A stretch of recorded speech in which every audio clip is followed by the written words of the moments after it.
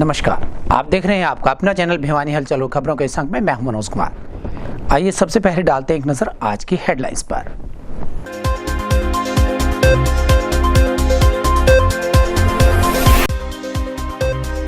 Private स्कूलों से जुड़ी विभिन्न यूनियंस हुई लामबंद। प्राइवेट स्कूलों पर लगाया जुर्माना नहीं भरने का किया ऐलान।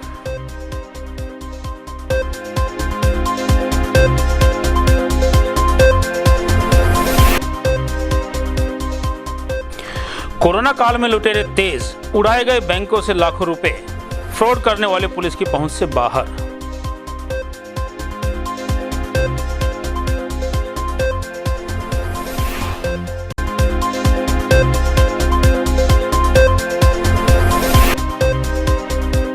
जल सेवा से बढ़कर नहीं कोई पुण्य कार्य। औरंगाबाद के युवाओं द्वारा पानी की आपूर्ति के लिए किया टैंकर भेंट।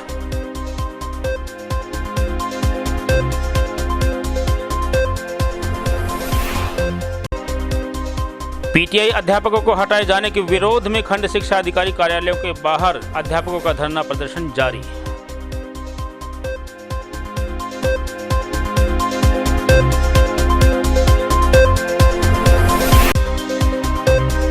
सांसद चौधरी धर्मवीर सिंह ने 2 वर्ष का वेतन व ग्रांट को कोरोना महामारी से निपटने के लिए किया समर्पित।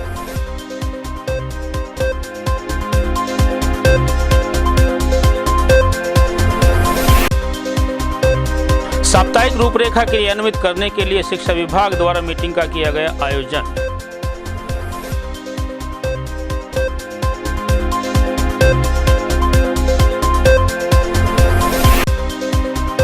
एसडीएम संदीप कुमार ने कस्बा तोसाम में बरसाती पानी की निकासी को लेकर विभिन्न स्थानों पर चल रहे विकास कार्यों को लिया जायजा।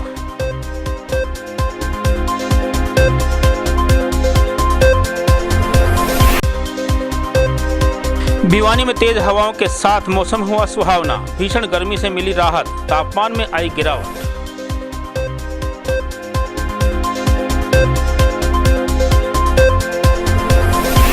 और अब खबरें विस्तार से। हरियाणा विद्यालय शिक्षा बोर्ड के निर्णयों के खिलाफ प्राइवेट स्कूल से जुड़ी विभिन्न यूनियंस लामबंद हो गई हैं। प्राइवेट स्कूल एसोसिएशन के नुमाइंदों ने भिवानी में एक प्रेस वार्ता के माध्यम से साफ तौर पर कहा कि बोर्ड जुर्माना व परीक्षा की हठधर्मिता को छोड़कर सीसीई के अंकों के आधार पर परिणाम घोषित करे ताकि बच्चों का और अधिक समय बर्बाद न हो। हरियाणा विद्यालय शिक्षा बोर्ड में सरकार विज्ञान की परीक्षा को लेकर पैदा किए जा रहे भ्रम की स्थिति से विद्यार्थियों, अध्यापकों व अभिभावकों को निकाले तथा परीक्षा लेने की बजाय अंकों के आधार पर आवेदन देकर 10वीं का परीक्षा परिणाम घोषित करें। उन्होंने कहा कि परीक्षा के लिए जाने का कोई औचित्य दिखाई नहीं देता क्योंकि लगातार कोरोना संक्रमण के आंकड़े बढ़ रहे हैं। उन्होंने कहा कि अगर परीक्षा लेनी है तो स्तर पर परीक्षा का आयोजन किया जाए और ना केवल विज्ञान बल्कि संस्कृत, म्यूजिक, वैकल्पिक विषयों की परीक्षा भी स्कूल स्तर पर ही आयोजित कर परीक्षा परिणाम जारी किया जाए। यूनियन के नुमाइंदों ने कहा कि अगर 10 दिन के अंदर सरकार कोई निर्णय नहीं लेती है तो प्रदेश भर के निजी स्कूलों की विभिन्न एसोसिएशंस लामबंद होकर आंदोलन करेंगी। आंदोलन का स्वरूप क्या होगा यह बाद में तय किया जाएगा, लेकिन धरने प्रदर्शन व अनशन करने से भी एसोसिएशन गुरेज नहीं करेगी। एसोसिएशन के पदाधिकारियों ने साफ तौर पर कहा कि बोर्ड बार बार फैसले बदल रहा है जिसकी वजह से बच्चों में खासी परेशानी हो रही है। उन्होंने बताया कि कभी बोर्ड पेपर लेने की बात करता है तो कभी सीसीई के अंक के जरिए अंक लगाने की बात करता है। इससे बच्चों के दिलो दिमाग पर असर पड़ रहा है। वहीं निजी स्कूल एसोसिएशन ने यह भी कहा कि काफ़ी बच्चे अपने माता पिता के साथ हरियाणा में रहते थे जो दूसरे राज्यों के थे, वे अब अपने राज्यों में चले गए हैं। बोर्ड अगर पेपर लेता है तो उनको हरियाणा में फिर से बुलाना पड़ेगा, नियमों के अनुसार क्वारंटाइन पर रहना पड़ेगा। ऐसे में उन पर कोरोना का खतरा भी बढ़ा रहेगा। उन्होंने बोर्ड से मांग की है कि पेपर न लें, अगर पेपर लेना है तो सभी बच्चों का पेपर लें। परीक्षा की तारीख भी थोड़ी सी आगे करें। अभी बोर्ड ने जून के अंतिम में परीक्षा करवाने की बात कही है, हालांकि निश्चित तारीख तय नहीं है। 4 लोग बंडल के बंडल क्वेश्चन पेपर के गायब हो गए थे, उनकी इंक्वायरी करवा लो ना। और बहुत सारे काम है बोर्ड में करने के लिए। प्राइवेट स्कूल कोऑपरेट करते हैं सरकार को, कोई भी आदेश आता है सरकार का प्राइवेट स्कूल खड़े मिलते हैं। आप जुर्माना भरोगे या नहीं भरोगे? जुर्माना नहीं भरेंगे और जिन स्कूलों ने गलती से भर दिया उनका जुर्माना वापिस करवाए। साइंस का पेपर अगर ये शेड्यूल बनाते हैं तो शेड्यूल के हिसाब से कोई ऑब्जेक्शन नहीं है, पर बच्चों का सब का हो। ये जो ओपिनियन के लिए बोला है ना, ये जो ओपिनियन मांगी है ना, वो ओपिनियन हरियाणा के प्राइवेट स्कूल संचालक है जो बीजेपी से जुड़े हुए। इसमें संगठन और पार्टी का कहीं कोई जिक्र नहीं है। यहाँ बात हो रही है बोर्ड की हठदर्मिता की, या बोर्ड जो अब नए नए कानून बोर्ड के चेयरमैन जो बनाते हैं। अब बोर्ड की गवर्निंग बॉडी है, आपको मैं जानकारी में ला दूँ बात, 3 महीने में 6 महीने में कोई भी कानून बनाने के लिए, कोई भी फैसला लेने के लिए उस गवर्निंग बॉडी की मीटिंग होना बहुत जरूरी है। किस दिन बोर्ड गवर्निंग बॉडी की मीटिंग हुई जिसमें 13 IAS है उस मीटिंग, उस कमेटी में, जो कमेटी है, किस दिन उस कमेटी की मीटिंग हुई, किस दिन 5,000 रुपये का फैसला किया गया, किस दिन 1 लाख रुपये का फैसला लिया गया, किस दिन संबंध तारत करने का फैसला लिया गया। ये बात क्या उस जो गवर्निंग बॉडी है बोर्ड की, जो कमेटी बना रखी है, उस कमेटी का फैसला है क्या, या बोर्ड चेयरमैन का? तो मैं ये बहुत सारी चीज़ें, पर फिर भी अगर सरकार, एजुकेशन डिपार्टमेंट का अपना फैसला है, अगर उसको ठीक लगता है सरकार को, एजुकेशन डिपार्टमेंट को, तो वो परीक्षा ले, और परीक्षा सब बच्चों की ले। हरियाणा का कोई भी प्राइवेट स्कूल, हरियाणा के कोई भी सरकारी स्कूलों की एसोसिएशन सब इस बात के समर्थन में है कि बच्चे की परीक्षा हो तो सब उसी स्कूल में सेंटर दिया जाए, और 15 दिन पहले बता दिया जाए कि हम एग्ज़ाम लेंगे। कभी बोर्ड कहता है लेंगे, कभी कहता है एवरेज नंबर लगाएंगे, फिर कैंसिल कर देते हैं। अब 2-3 दिन से फिर कह रहे हैं एग्ज़ाम लेंगे, अब ओपिनियन लेंगे। ये जब हमने फीस भराकी है बच्चों की, तो ओपिनियन क्या है इसका? पूछना चाहता हूँ कि जो बच्चे यूपी के हैं, बिहार के हैं, जो प्रवासी मजदूर हैं, जो कोरोना की वजह से यहाँ से चले गए और उनसे मोबाइल से भी संपर्क नहीं हो रहा है, तो किस प्रकार से उन बच्चों का भविष्य क्या होगा, उनका किस प्रकार से हम बढ़े कि साइंस की परीक्षा बच्चा देगा नहीं देगा? ये हमारा पहला क्वेश्चन है। दूसरा मेरा क्वेश्चन है, हो सकता है कि संपर्क भी हो जाए किसी से, गाइडलाइन के अनुसार सरकार की, वो जो हमारे राज्य में आएगा उसको कम से कम 14 दिन के लिए क्वारंटाइन करना पड़ेगा। एक तरफ तो बोर्ड चेयरमैन कह रहा है कि जून के लास्ट में हम बच्चों को परीक्षा लेंगे, वो बच्चा किस प्रकार परीक्षा दे पाएगा? दूसरा, कभी बोर्ड चेयरमैन कहता है कि 1 घंटे की परीक्षा होगी, कभी कहता है 3 घंटे की परीक्षा होगी, कब होगी, किस प्रकार के सेंटर में होगी, कितने अंक की होगी, बच्चे कंफ्यूज हैं। कोरोना महामारी के इस दौर में जहां लोग एक दूसरे की सहायता कर रहे हैं, वहीं ऑनलाइन फ्रॉड करने वाले लुटेरे काफ़ी सक्रिय नजर आ रहे हैं। भिवानी में एक और मामले की शिकायत के बाद पिछले 2 महीनों में करीबन 18 मामले ऑनलाइन धोखाधड़ी के दर्ज हो चुके हैं। वहीं पुलिस ने भी इन मामलों के बढ़ने की बात स्वीकार की है। भिवानी की निवासी नीतिका ने बताया कि उसने पैसे निकाले थे। पैसे निकालने के दिन शाम के समय उनके खाते से लगातार पैसे निकलने शुरू हो गए। नीतिका की माने तो उसके खाते से 40 हज़ार रुपये व फिर 12,000 रुपये निकाल लिए गए। अब उनके बैंक खाते में केवल 61,000 रुपये ही छोड़े हैं। नीतिका ने बताया कि बदमाशों ने उनके ATM का क्लोन तैयार किया है। उसके खुद के ATM से पैसे निकाले जाने के बाद लगातार पैसे निकल गए हैं। नीतिका आज भिवानी पहुंची। उन्होंने बताया कि लगातार इस तरह उनके पैसे निकाले गए हैं। उन्होंने बताया कि 92,000 रुपये निकाल लिए गए हैं। नीतिका ने बताया कि उसने इलाहाबाद बैंक के बाहर के ATM से पैसे निकलवाए थे। शायद किसी ने उनके ATM का क्लोन बना लिया है। नीतिका, मैं भिवानी की रहने वाली हूँ। मैंने हांसी ATM, इलाहाबाद बैंक का ATM एक बार यूज़ किया। उससे नेक्स्ट डे शाम से ही मेरा ATM का क्लोन तैयार हुआ। उसके बाद उन्होंने उसी दिन 40,000 निकलवाए, उससे अगले दिन 40 और उसके बाद 12। जब मैंने वो चेक किया तो मेरा बैलेंस लगभग 161 रुपये था। तो मैंने पुलिस कंप्लेंट करवाई और बैंक में कंप्लेंट की। बैंक द्वारा इस मुकदमे की कोई भी आगे कुछ भी मतलब नहीं हो पा रही है, कार्रवाई नहीं हो पा रही है। लापरवाही सिर्फ और सिर्फ बैंक की सिक्योरिटी की है कि हमें एक सुरक्षित सिक्योरिटी प्रदान की जाए कि हमारे बैंक में पैसे जो हैं सेव रहे। उनके दौरान बैंक फ्रॉड की काफ़ी शिकायतें आ रही हैं और ऑनलाइन ट्रांजैक्शन काफ़ी ज़्यादा बढ़ गई हैं, जिन पर हम आते ही FIR दर्ज कर देते हैं और उसकी जांच शुरू कर देते हैं। लगभग सर ये कितना अमाउंट निकला है? करीब 2-3 महीनों में 18-19 केस दर्ज किए हमने बैंक फ्रॉड के। जमीन में तफ्तीश जारी है। बढ़ती हुई गर्मी के मौसम में जहां एक और जन स्वास्थ्य विभाग पीने के पानी की कमी को पूरा करने के लिए हर संभव प्रयास कर रहा है, वहीं गांव नौरंगाबाद के युवाओं ने अनूठी पहल करते हुए गांव के लिए स्वच्छ व मीठे पानी के टैंकर की व्यवस्था की है। टैंकर का शुभारंभ विधायक घनश्याम सराफ की पत्नी प्रेमलता सराफ द्वारा टैंकर का पूजन करके किया गया। विधायक घनश्याम सराफ ने कहा कि जल सेवा से बढ़कर कोई पुण्य कार्य नहीं होता। हर व्यक्ति की पानी उपलब्ध करवाना प्रत्येक का कार्य होता है। इसके लिए सामाजिक संस्थाएं आगे आ रही हैं। पानी की एक एक बूंद कीमती होती है। वे आज बागकोठी गांव नौरंगाबाद के जयदेव लोकेश द्वारा भेंट किए गए पानी के टैंकर को रवाना करने से पूर्व एकत्रित लोगों से बातचीत कर रहे थे। इससे पहले विधायक श्री घनश्याम सराफ की पत्नी प्रेमलता सराफ ने टैंकर का पूजन किया। इस मौके पर विधायक ने कहा कि गाँव नौरंगाबाद के लोगों को अब पीने के पानी की दिक्कत नहीं रहेगी, क्योंकि गाँव में जिस भी इलाके में पानी की जरूरत होगी उसी इलाके में पानी का टैंकर पहुंचा दिया जाएगा। गांव के अलावा पड़ोसी गांव में भी पीने के पानी की समस्या नहीं रहेगी। उन्होंने कहा कि सामाजिक संस्थाएं लोगों की मदद में आगे आ रही हैं। ये 7,000 लीटर का टैंकर और ये ट्रैक्टर हमारे कार्यकर्ता नौरंगाबाद निवासी लोकेश और जयदेव उनके प्रयास से ये तैयार किया गया है और ये सस्ता और सरल पानी उपलब्ध करवाने का एक अभियान है।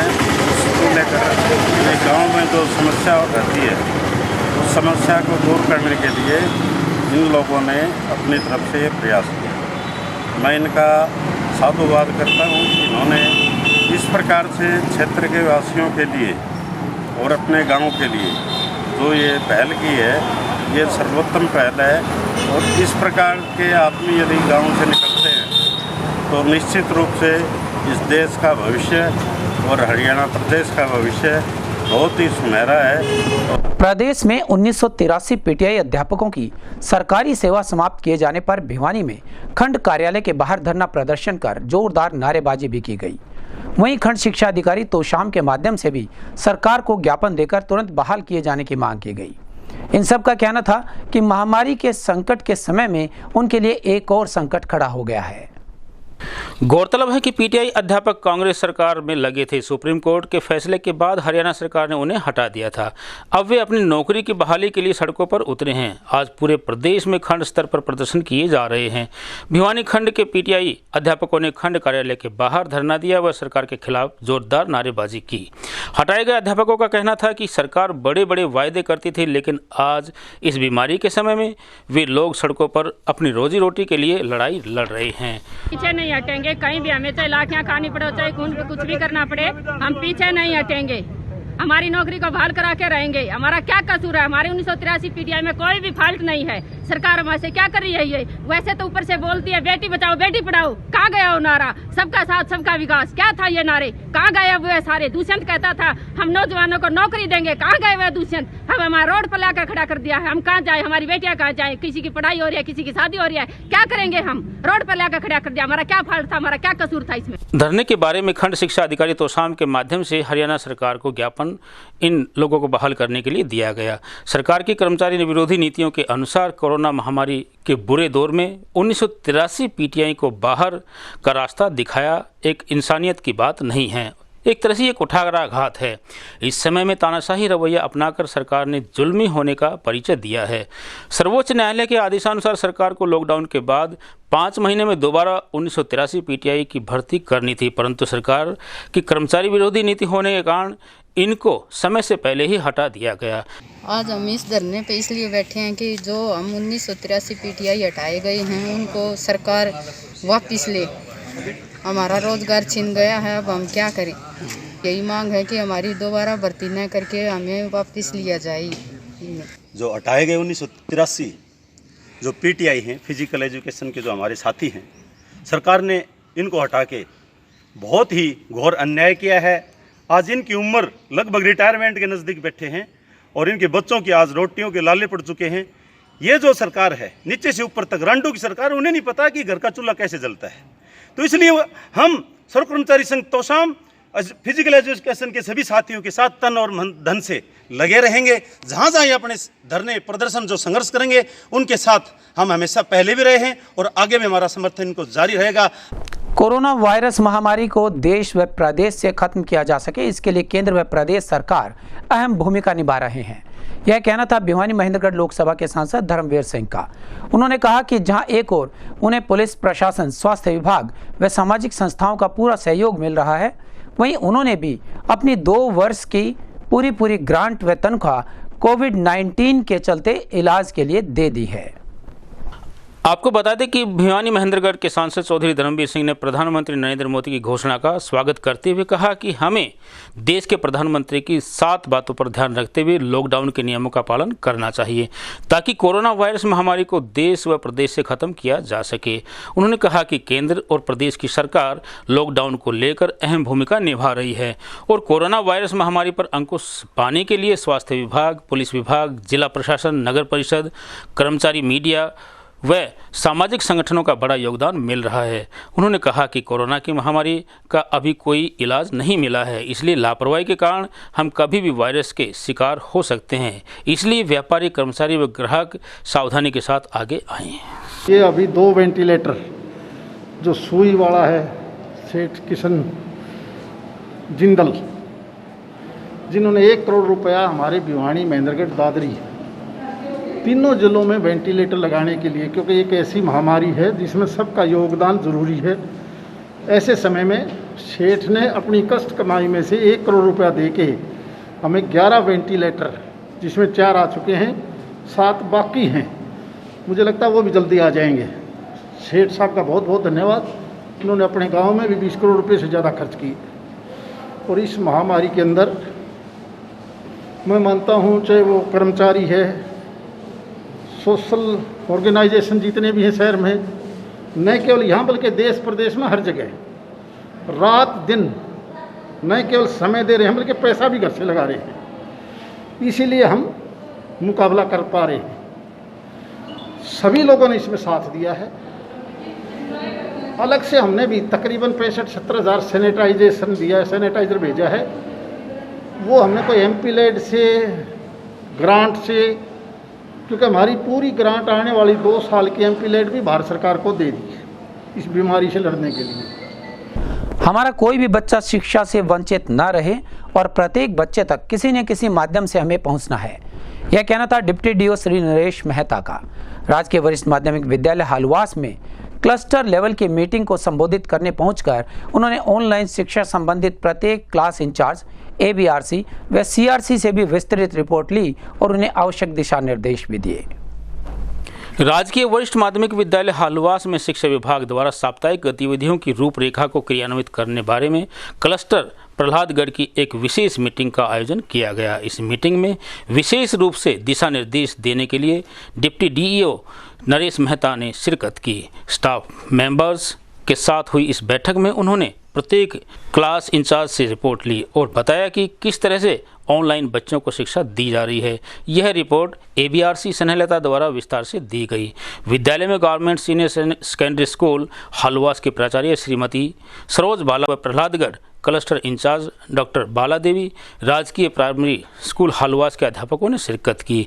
कितने बच्चों को होमवर्क भेजा जा रहा है, इस बात पर भी चर्चा हुई कि कितने बच्चे काम नहीं कर रहे हैं और क्यों नहीं कर पा रहे हैं। इन सब का समाधान मीटिंग में रखा गया और डिप्टी डीओ नरेश मेहता द्वारा आवश्यक दिशा निर्देश भी दिए गए।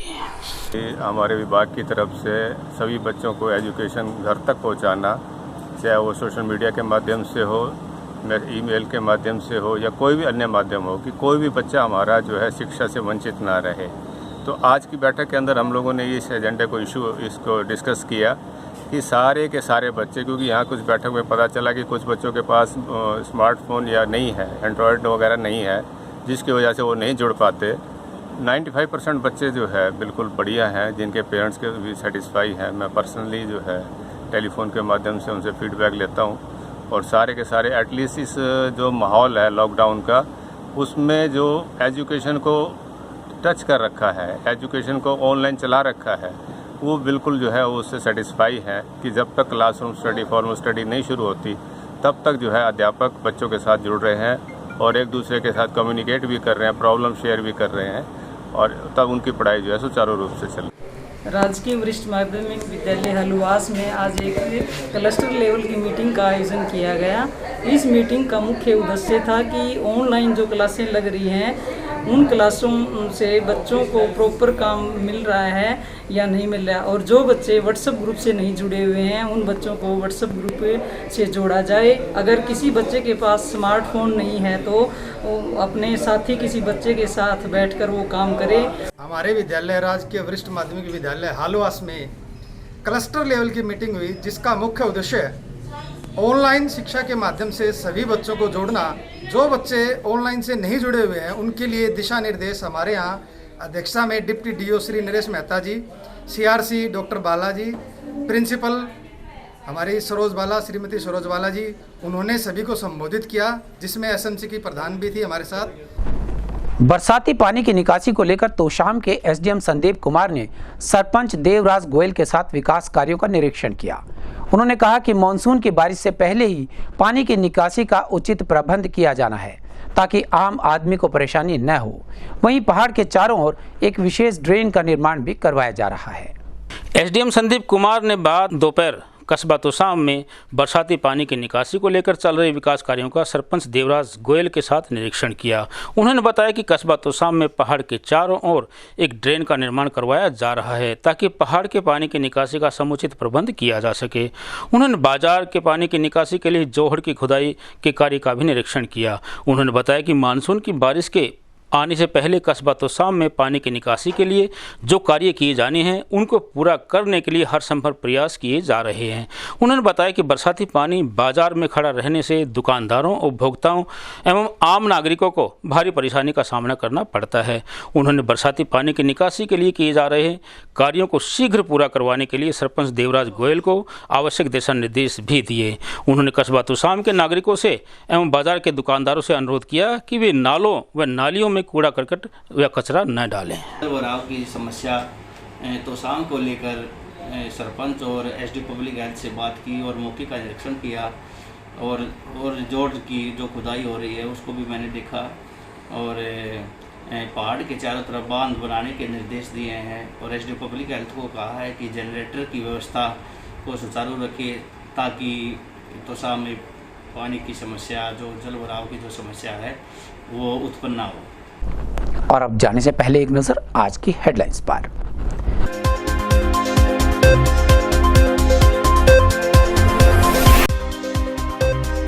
प्राइवेट स्कूलों से जुड़ी विभिन्न यूनियंस हुई लामबंद। प्राइवेट स्कूलों पर लगाया जुर्माना नहीं भरने का किया ऐलान।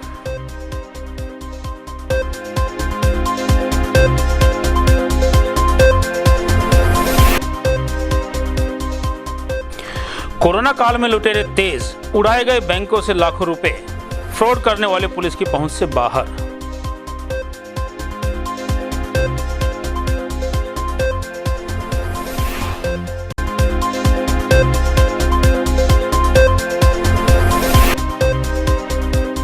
जल सेवा से बढ़कर नहीं कोई पुण्य कार्य। औरंगाबाद के युवाओं द्वारा पानी की आपूर्ति के लिए किया टैंकर भेंट।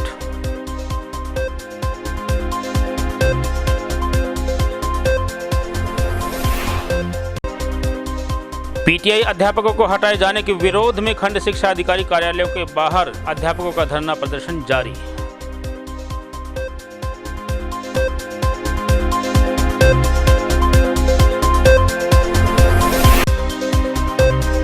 सांसद चौधरी धर्मवीर सिंह ने 2 वर्ष का वेतन व ग्रांट को कोरोना महामारी से निपटने के लिए किया समर्पित।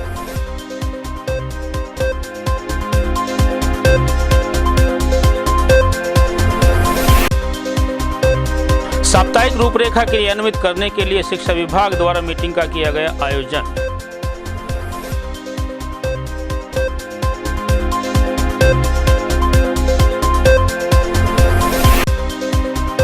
एसडीएम संदीप कुमार ने कस्बा तोशाम में बरसाती पानी की निकासी को लेकर विभिन्न स्थानों पर चल रहे विकास कार्यों को लिया जायजा।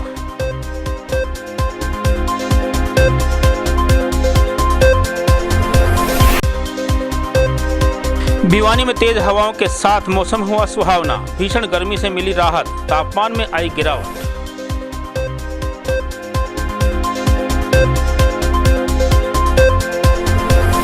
हमारे इस में बस इतना ही। अगले के लिए देखते रहिएगा आपका अपना चैनल भिवानी हलचल।